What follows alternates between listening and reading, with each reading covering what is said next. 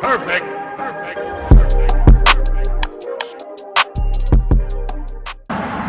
All right, guys, Breton with Cruise Speed here. What we got is a 135i, and we're going to be putting some wheel spacers on. I got a 12 millimeter for the front, 5x120, and 15s for the back. What I've also done is I've also put a little bit larger tire on these rims. They are the stock rims that come with it. They're 18s. We went with a 225 40 R15 in the front and a 255 35 18 for the back. They're the Continental Extreme Contact Sports. So we're going to see how this thing sits once we're done. So we'll go ahead and get to it.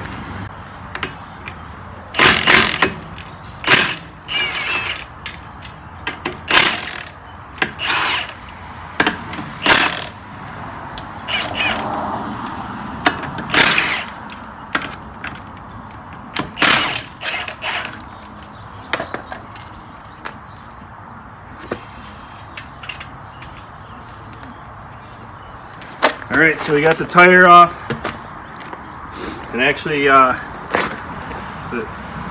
stock bolts don't fit anymore. You actually have to use these. Stock bolt, burst extended. They actually come with the kit. I did get the wheel spacing kit from Burger Tuning. I think they're around $100 for the two plates for the front and the back, so pretty decent deal. Hopefully it should look pretty aggressive,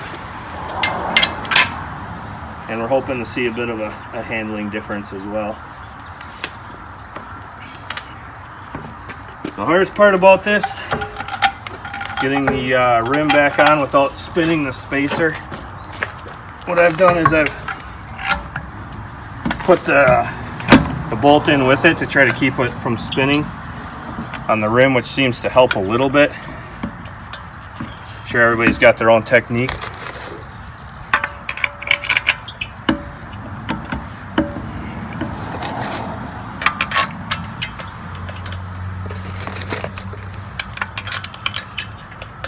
We'll just go ahead and snug them on, and then we'll drop the car and we'll torque them down.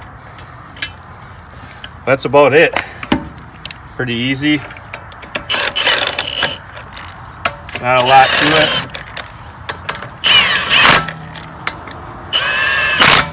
About 5 minutes per run.